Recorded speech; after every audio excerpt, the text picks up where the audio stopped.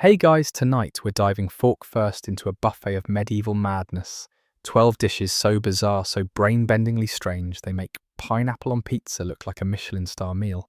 Imagine this, you walk into a candlelit stone hall after a long day of plague avoidance and turnip harvesting, and someone serves you a steaming bowl of blood soup with a side of curdled milk. Yum. You see, medieval people didn't just eat to survive, they ate with guts, both literally and figuratively. They believed in using every part of the animal, including parts that today would make most of us dry heave into a linen napkin. But for them, food wasn't just fuel, it was fermented, jellied, and occasionally still twitching. So before you get comfortable, take a moment to like the video and subscribe, but only if you genuinely enjoy what I do here. And hey, let me know in the comments where you're tuning in from and what time it is for you. Just don't mention if you're currently snacking. I don't want to ruin your appetite. Or maybe I do. Now dim the lights, maybe turn on a fan for that soft background hum, and let's ease into tonight's journey together. You begin to picture yourself at a wooden table. A goat bleats outside. The air smells like boiled cabbage and something vaguely metallic. Someone ladles you a warm, brownish thing. You smile politely, and thus begins your first encounter with blood pancakes and sour milk soup. So you pick up the wooden spoon, splintery of course, because nothing says luxury like dental danger, and stare into your bowl. It's pinkish brown, vaguely lumpy, and smells like someone milked a sick cow into a campfire. Congratulations, you're about to try blood pancakes with sour milk soup, a meal that actually existed and not just in the fever dreams of a sleep-deprived butcher. Let's break it down. Blood pancakes, or blodpletter, if you're feeling Scandinavian, were made using actual animal blood, usually from pigs or cows mixed with flour, eggs, and sometimes just a splash of cream. You know, for elegance. The batter was fried up like a regular pancake, except instead of maple syrup, you topped it with onions or lingonberries, if you were lucky, or nothing at all if you weren't. And don't forget the sour milk soup, lovingly known in some circles as milk that fought back. In the days before refrigeration, milk didn't get thrown out when it went sour, it got promoted to dinner. They'd mix it with bread crusts, herbs, or even cold pork fat for texture. And if you're wondering what it tasted like, historians still argue whether it was tangy or traumatizing. You chew slowly, very slowly, mostly because you're trying to figure out if your food is staring back at you. The pancake has a rubbery bounce, and the sour milk clings to the back of your throat like a bad decision. Still, it was nutritious, filled with iron and calories, and best of all, dirt cheap. In fact, this combo kept poor families alive during brutal winters, when even rats started looking suspiciously edible. Oddly enough, dishes like these weren't considered punishment. They were practical. People back then didn't just eat blood, they honoured it. Blood was believed to warm the body, a helpful bonus when your cottage had more holes than a gossip story at court. In some cases, blood was even thought to have healing properties, which feels a bit optimistic, considering it came from the same pig you just saw chasing a child. Now here's a fun fringe tidbit. In certain villages, blood pancakes were eaten during festivals, especially ones celebrating livestock slaughter, because nothing says party like consuming the evidence. Of course, not everyone was thrilled. Some clergy found the idea of eating blood sinful, citing religious texts that frowned upon it. But peasants often responded with a shrug and a mouthful of pudding. You can't exactly argue theology on an empty stomach. Even today, you'll find blood-based dishes still clinging to cultural menus. Black pudding in the UK, dinuguan, in the Philippines, tiet can in Vietnam. But trust me, what you're eating now makes all of them look like spa cuisine. As you set your spoon down and try to forget the aftertaste, you hear the next dish being prepared nearby. There's a rustling in the underbrush, a scratching sound, and someone whispering, "Mind the spines." You look up just in time to see a hedgehog being carried toward the fire pit. Guess what's for dinner next? You blink once, then again, because yes, that's definitely a hedgehog being gently deposited on the butcher's block, like it's the guest of honor and the entree all in one. Someone's even humming as they sharpen the knife, cheerfully. Welcome to the wonderfully spiky world of boiled hedgehog with hazelnut stuffing. A dish so strange, so strangely specific that even medieval recipe books couldn't quite agree if it was delicacy or dare. First, you should know, hedgehogs weren't exactly farmed. You had to catch one, which, let's be honest, is like trying to convince a cactus to walk into your stew pot. These little guys were wild, nocturnal, and very stabby. But if you could snag one, remove the spines, usually by rubbing it with hot ash or boiling it first, goot it, and stuff it with mashed hazelnuts, herbs, and sometimes chopped apples. You had yourself a proper medieval feast. Why hazelnuts? Well, partly because they were everywhere. Medieval forests were full of wild nuts, and people used them like currency. Also, stuffing your hedgehog made it look less like a small, curled-up landmine and more like food. Historians still argue whether this dish was mostly eaten by peasants out of necessity or if nobles occasionally ordered it as a culinary curiosity.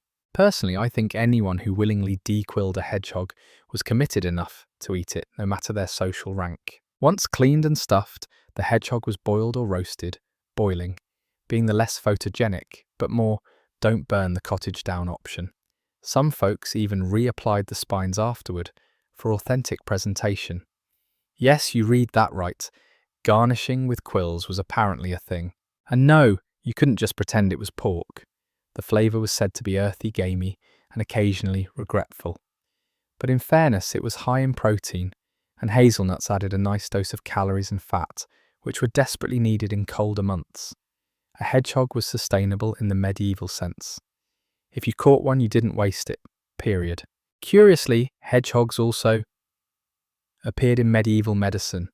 Some herbalists recommended dried hedgehog skin for treating bladder stones. Others believed hedgehog fat could cure baldness. Spoiler, it didn't. But hey, points for effort. Still, the idea of eating what many of us now see as a cute forest creature makes this dish a little heartbreaking. Unless, of course, you're French, in which case your ancestors may have considered hedgehog a rustic rural delicacy well into the 19th century. Let's also not ignore the moral dilemma. Was the hedgehog considered vermin or protein? Was it a pest in your garden or the centerpiece of your peasant charcuterie board? As usual, medieval logic said yes. In any case, you're chewing slowly again, politely, ignoring the fact that the meat is a bit chewy and tastes faintly of pine needles. Someone hands you a sip of watered ale to wash it down, which just barely does the job. And just as you're about to ask for a napkin, not that one exists, you hear a splash from the kitchen. A shout goes up. The lamprey's gotten out again. You're not sure what a lamprey is, but you're about to find out. And spoiler, it has a lot of teeth. You shuffle toward the commotion, clutching your stomach, not out of illness, just existential dread, and peer into the wooden trough. And there it is, or rather, there they are, lampreys. Long, slimy, eel-like creatures with mouths that look like a spiral of nightmares. Imagine a vacuum cleaner from the underworld, and you're halfway there, and someone's about to bake them into a pie. Yes, it's time for lamprey pie, one of the most lavish, puzzling, and honestly alarming dishes ever to grace a medieval feast. Beloved by royalty and nobility alike, this dish took something that looked like it crawled out of a fantasy horror story and turned it into fine dining. Historians still argue whether people genuinely enjoyed the taste or just liked the status symbol of eating something that looked like a possessed eel. Let's rewind. Lampreys were abundant in European rivers and estuaries, especially in England and France. They had no bones, no jaws, and approximately 1 million teeth, give or take. But what they did have was fat. Rich, buttery, melt-in-your-mouth fat if you could get past the face. King Henry of England couldn't get enough of them. In fact, rumour has it he died after eating a surfeit of lampreys. Whether it was food poisoning or just royal stubbornness is unclear. Either way, that's a heck of a Yelp review. The preparation: first, you had to capture the lampreys live, which involved net swearing and occasionally bribing fishermen. Then they were bled, cleaned vaguely, and cooked in a rich mixture of wine spices, vinegar, and breadcrumbs. Sometimes they were chopped, sometimes baked whole in a pie, their coiled bodies hidden under layers of buttery crust, like a terrifying surprise party. One preserved medieval recipe, no. Joke instructs the cook to cut off ye header and ye tail, for they be venomous. You know you're in trouble when the cookbook casually mentions venom. But the real mystery is this: why did people keep eating them? Was it the richness, the rarity, or did it just make you look fancy? In front of your dinner guests, kind of like ordering sea urchin at a sushi bar today. You don't love it, but people will nod respectfully when they see you survive it. A quirky tidbit for centuries, British towns like Gloucester sent lamprey pies to the reigning monarch on special occasions. It was tradition. Even Queen Elizabeth II reportedly received one for her Diamond Jubilee, hopefully sans venom. And yes, there's still debate in food history circles. Did it actually taste good? Some say yes, describing it like rich, smoked salmon. Others say it was oily and tough, and you mostly powered through it because your social rank depended on not gagging. So here you are taking your first bite. The pie is warm, flaky. Then your fork finds something slippery and spiraled, and your brain politely disconnects from your taste buds. It's oddly buttery, salty. And then you realise the lamprey's face is still very much intact in your slice. You gently cover it with a piece of crust. You've survived. Barely. Someone toasts in your direction with a goblet of mead. But before you can decline the next dish, a pair of servants walk by with a goose, sewn to a pig, both roasted to a crisp and somehow still looking judgmental. You're about to meet the cockentrice. You stare. Your brain is doing its best to process what your eyes are refusing to acknowledge. But there it is, a creature that does not, should not, and must not exist. Half pig, half bird. A mythical monstrosity made not by nature, but by a bored medieval chef with too much time and not enough therapy. Behold the cockentrice, part showstopper, part science experiment, and 100% the stuff of poultry-based fever dreams. To make one, a cook would take the front half of a piglet snout trotters and sew it to the back half of a capon, which is a castrated rooster, fattened for feasting. Or sometimes it was the other way around. Honestly, medieval chefs were making Frankenstein blush. Then the whole thing was roasted, carefully basted in egg yolk or saffron to achieve that gleaming golden horror look, and brought out on a platter with the gravitas of a royal newborn. Often it was posed in regal positions, propped up with skewers, and sometimes even armed with a tiny edible lance, because if you're going to make dinner into a nightmare, you might as well give it a weapon. So why go through the trouble of inventing the barnyard equivalent of a centaur? Well, medieval banquets weren't just about eating. They were theatrical, filled with pageantry politics and dishes that doubled as power moves. If you could serve your guests an animal, you had to build first. You weren't just a host, you were a culinary wizard. Or an overachiever with a needle and thread. Historians still argue whether cockentrice was actually meant to be eaten, or just admired and politely ignored while guests nibbled safer options. But records show kings and nobles loved them, especially during festivals, coronations, and holidays when subtlety was strictly off the menu. Flavour-wise, well, pork and poultry are both tasty, so you'd think combining them would be a win. But stuffing them together didn't always result in harmony. Medieval spices like cloves, ginger and vinegar tried their best to mask the culinary chaos, but even the fanciest gravy can't erase the visual of pig legs sticking out from under a goose's feathered rear. And here's your quirky tidbit: some cooks went further, creating multi-beast platters. There's a 15th century French tale of a banquet where a cockentrice was joined by a roast peacock, redressed in its own feathers, and a swan with gold-leafed beak. Basically, it was a medieval episode of Chopped, but the contestants had a disturbing fascination with sewing. As you sit there nibbling politely on the tail feather of a roast pig-goose hybrid, you try to make eye contact with anything other than the creature's seam line. The skin is crisp, the meat is rich, you want to like it, but deep down, something about the whole affair feels a little too alive. You glance around and spot your host holding up something else. It glows faintly in the candlelight. It's squishy. It's greyish-yellow. Ambergris omelette, they declare. And just like that, whale vomit becomes breakfast. There are moments in life when you pause, take a deep breath and think, maybe I've made a series of poor decisions. That moment has arrived. You're holding a fork. On that fork is an omelette, and in that omelette is ambergris, a waxy aromatic lump of material once coughed up or excreted by a sperm whale, congratulations, you're officially eating whale vomit. To be fair, ambergris wasn't just whale waste, it was valuable whale waste. So valuable, in fact, that it was referred to as floating gold. Perfume makers prized it, apothecaries sold it, poets wrote about it, and somewhere along the line a chef looked at this marine mystery and said, "You know what, this needs eggs." And so we got ambergris omelettes, a luxury dish reserved for the elite, who wanted their breakfast to smell like wealth and ocean burps. The scent was said to be musky, earthy, and just a little sweet. Historians still argue whether people genuinely liked the taste, or just convinced themselves they did. Because it was expensive. Sound familiar? You lift the fork to your lips. The eggs are fluffy, sure. But there's a bizarre lingering aroma, like perfume left in a leather satchel for too long. It's oddly floral. You take a bite. It's not horrible, but it's also not something you'd make at home unless your pantry included maritime digestive rejects. Still, the rich of medieval Europe loved this stuff. Louis XV allegedly used ambergris to flavour hot chocolate because why not ruin a good thing? Meanwhile, in England, records show ambergris being mixed into wine tarts and custards, basically turning every meal into a scented candle tasting session. Here's your quirky tidbit. Ambergris was often mistaken for petrified dragon drool or solidified sea foam, which honestly feels like a more appetizing branding.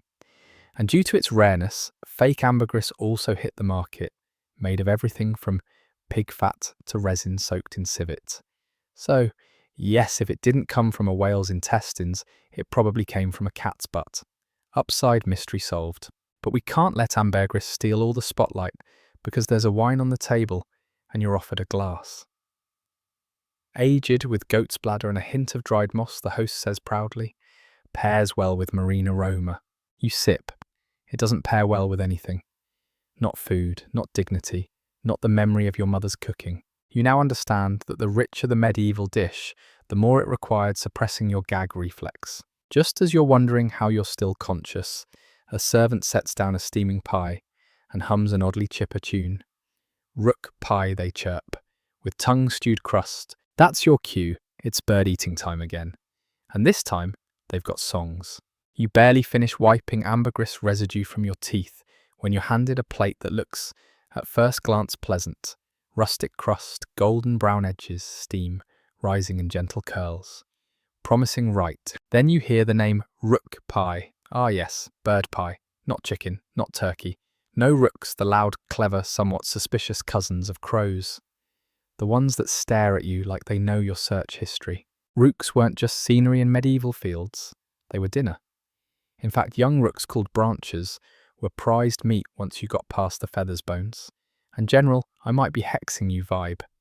They were said to taste somewhere between pigeon and regret, especially when stewed with onions, herbs, and occasionally tongue. Whose tongue? Let's not ask. The dish in front of you is rook pie with a tongue-stewed crust, a phrase that should never exist, but alas, here we are. You lift your fork, the filling oozes slightly. Something in there is definitely blinking, or maybe that's just your soul trying to escape. You chew, it's gamey, chewy, slightly smoky thanks to the medieval ovens being essentially controlled bonfires.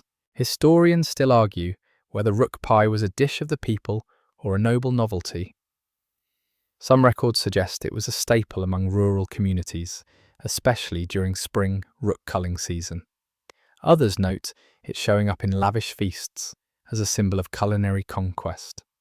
Like saying, not only did I outwit this clever bird, I ate him with thyme and rosemary. Here's the quirky gem: there were actual songs about eating birds in pies. The nursery rhyme, "Sing a song of sixpence, a pocket full of rye," is believed by some to refer to blackbird pie, a real dish involving actual blackbirds, often alive, baked into the crust for dramatic effect. When the pie was opened, the birds would fly out, assuming they hadn't been lightly singed, and provide entertainment before the real food arrived. Yes, medieval dinner was also live theatre. By the way, this wasn't the weirdest thing to come out of a pie. Recipes included frogs, snakes, and once allegedly, a small man dressed as Cupid who popped out mid-feast. Nothing says bon appetit like being stared down by a frosting-covered performance artist in a crust bowl. You wash down the rook with weak ale and try not to make eye contact with the crust. Your host claps gleefully. Next they announce something smaller, something cuter. You are not reassured. A tray arrives. Tiny, delicate, it smells oddly festive, and nestled on it, a stuffed dormouse, with a beaver tail chaser. You may cry, or chew, whichever comes first. You lean in cautiously, like someone inspecting a crime scene they're about to be forced to eat. And there it is, curled sweetly on its back as if peacefully dreaming. But no, it is most definitely roasted. A dormouse stuffed glazed and looking suspiciously like the pet your cousin once cried over at a family picnic. In ancient Rome, dormice were a delicacy, and that obsession lingered well into the medieval period, particularly in southern Europe. The tiny rodents were often fattened in special terracotta jars, with air holes and a wheel. Inside, yes, medieval people invented the hamster cage of doom just for food prep. They'd feed them chestnuts and walnuts until the little creatures plumped up like featherless profiteroles. Then they'd stuff them with more nuts, herbs, and sometimes honey, roast them whole, and serve with a proud flourish. Now here's where it gets even more medieval. The dormouse on your plate. It's been delicately brushed with cinnamon and vinegar. The stuffing smells oddly pleasant, but there's no escaping the fact that you're about to eat what, in modern times, might be the star of a Pixar movie. Historians still argue whether dormice were peasant food or noble luxury. Most agree that while catching a mouse isn't difficult, raising dozens for dinner was an indulgence, a kind of culinary flex among elite households. Still, some rural folk simply did what they could to get by. If it moved and wasn't cursed, it could be cooked. And just as you mentally push through the idea of rodent ragout, something flops onto the next platter. Thick, flat, gleaming slightly. A beaver tail. Yes, that flat paddle at the back of a beaver that looks like someone tried to make a leather slipper out of cartilage. Well, now it's been skinned, grilled and seasoned with wild mustard. And to make it even more blessed by medieval logic, beaver tail was considered fish by the church. That's right. Because beavers swam certain clergy, particularly in France, and parts of Spain declared their tails fair game for Lent when red meat was forbidden. This is the kind of theological creativity that makes you admire humanity's ability to follow rules by rewriting them completely. Flavor-wise, think chewy fat mixed with riverbed memories. One monk reportedly described it as unctuous, which is just an old-fashioned way of saying good luck chewing through that. You gnaw politely on a slice which tastes vaguely like if bacon had a midlife crisis. It's salty, rubbery, and leaves a strange sheen on your lips. But hey, it was high in calories and surprisingly nutrient-dense, making it perfect for long fasts or short famines. A quirky tidbit. There is record of beaver tail being used as candle wax in desperate winters, which raises an important question: was it dinner or lighting? The answer was usually yes. You push the dormouse bones to the side. You dab your mouth with a napkin made of something that might once have been a curtain. You are not okay, but you are still standing. And that's when someone ladles a bubbling greyish stew into your bowl. Ah, they say, a bit of pottage a la mystery meat. Always a classic. You don't ask what's in it. You already know better. You stare down into the bowl, and it stares right back. Not metaphorically. There is absolutely something in that greyish-brown stew that still has an eye. Or what used to be an eye. Possibly a marble. Hard to tell. Welcome to the world of pottage a la mystery meat, the undisputed champion of medieval. Whatever's in the cupboard cuisine. If you've ever opened your fridge and thought, this might kill me, but let's find out, congratulations.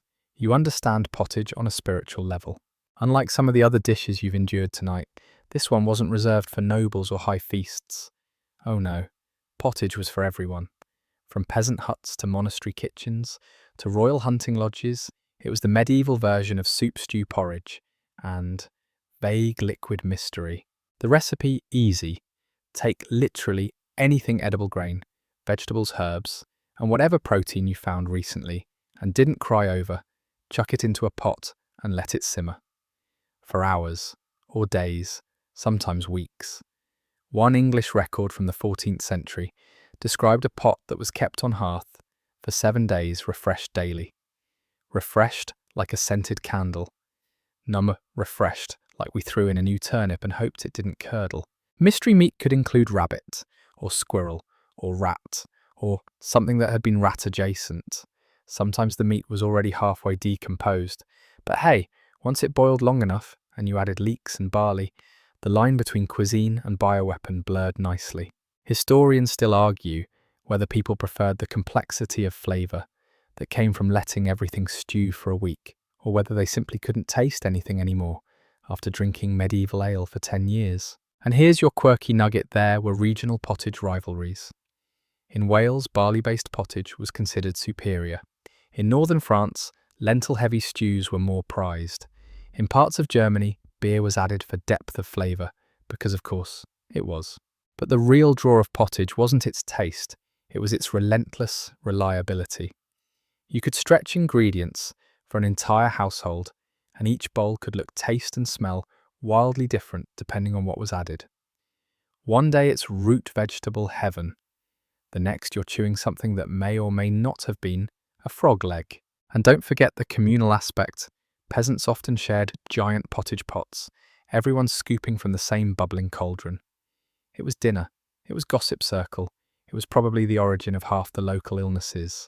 Tonight's version, you don't ask, you simply blow on the steam, murmur something that might be a prayer, and take a sip. The broth is thick. The texture is somewhere between porridge and cement. You find a bean, then a feather, then something suspiciously like a button. It's not bad. That's the most disturbing part. After everything you've endured, mystery meat stew actually soothes your stomach, which now has the constitution of a Viking war goat. You wipe your mouth with the back of your sleeve and give a small resigned nod to the cook.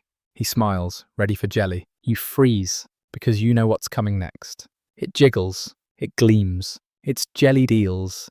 You hear it before you see it, that unmistakable wet squelch as something gelatinous is spooned onto your plate. You try to remain calm, but the jiggling intensifies.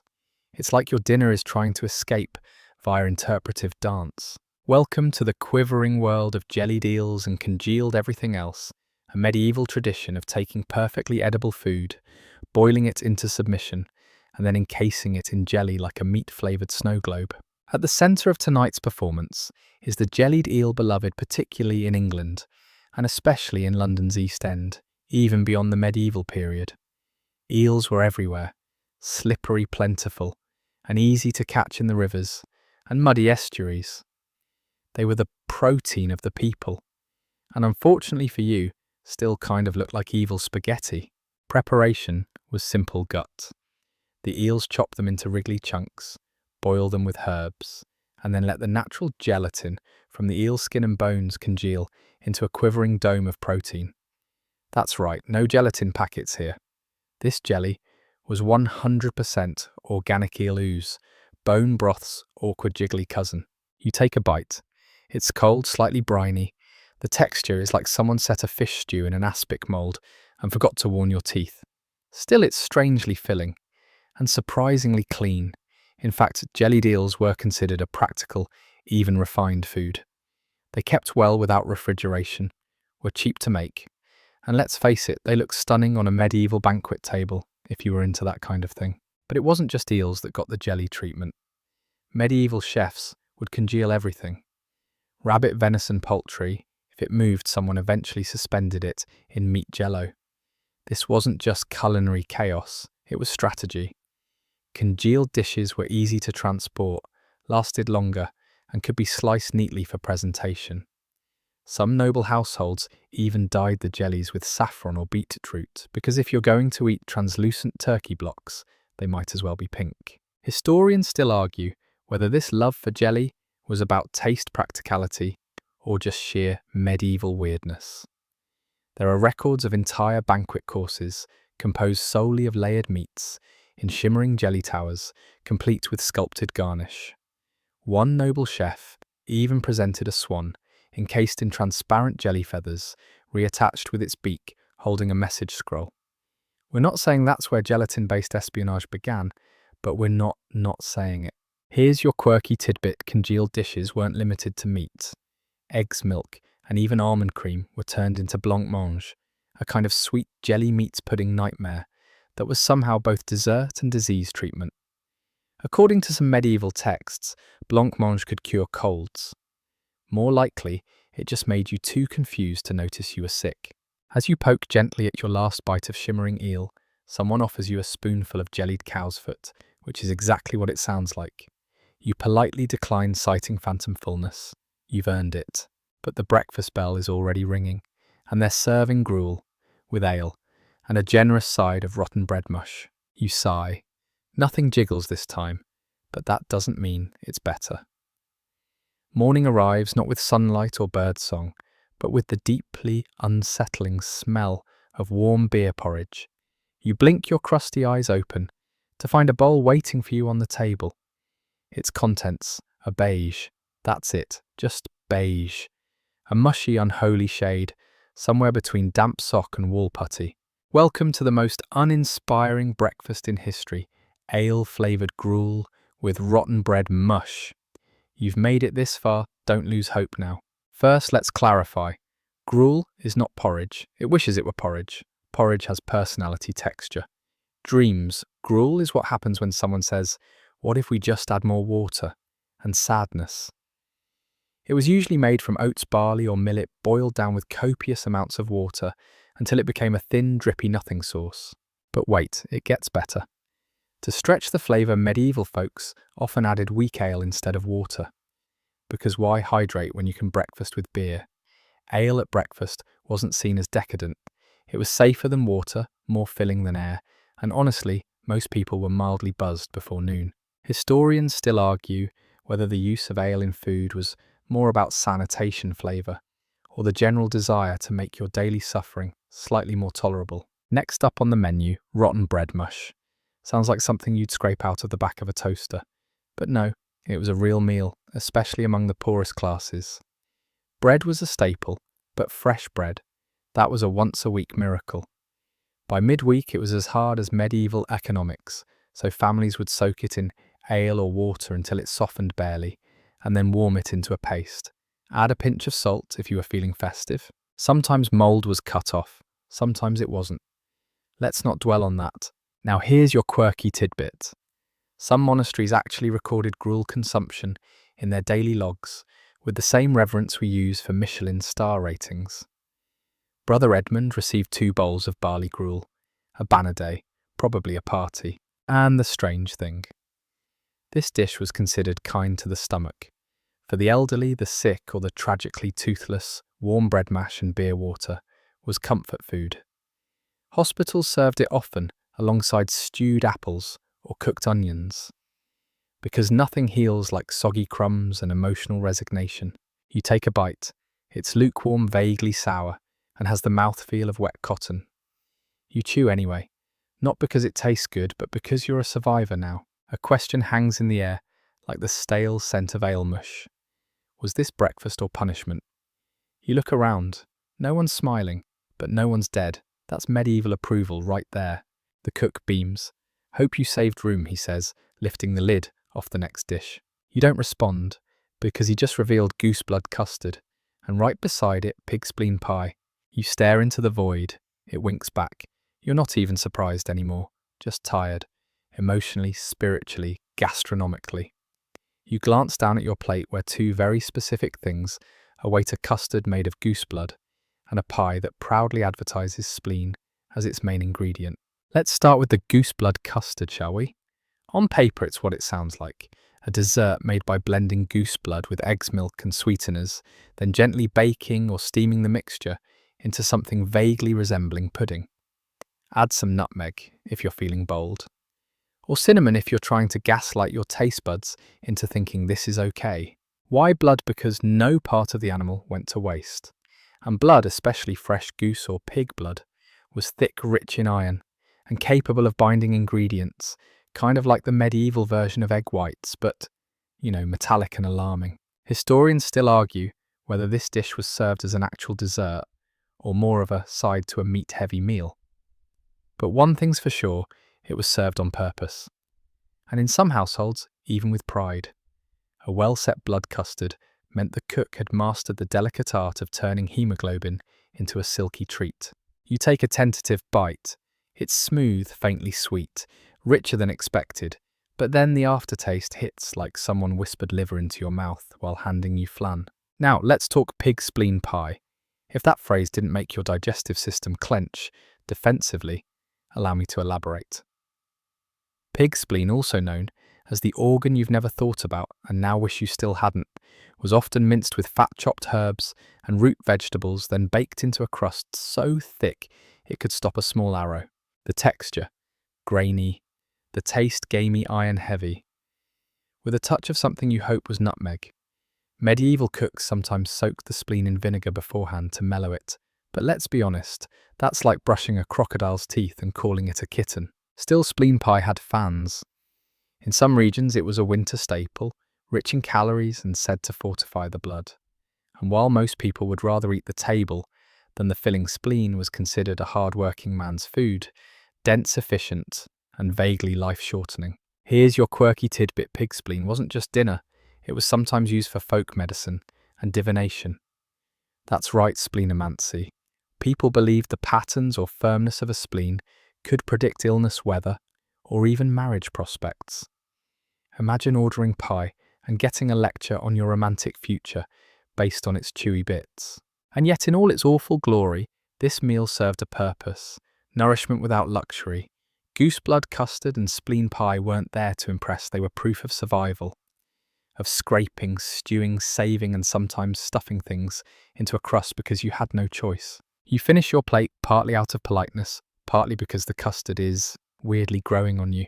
You swore you wouldn't admit that. You sit back, breathe, surely this must be the end. And then the cook claps his flour-dusted hands. Time for famine food, he declares cheerfully, like announcing a birthday cake. We've got ash cakes and tree bark stew. You don't even flinch. Bring on the forest. You know it's bad when your final course involves literal tree bark.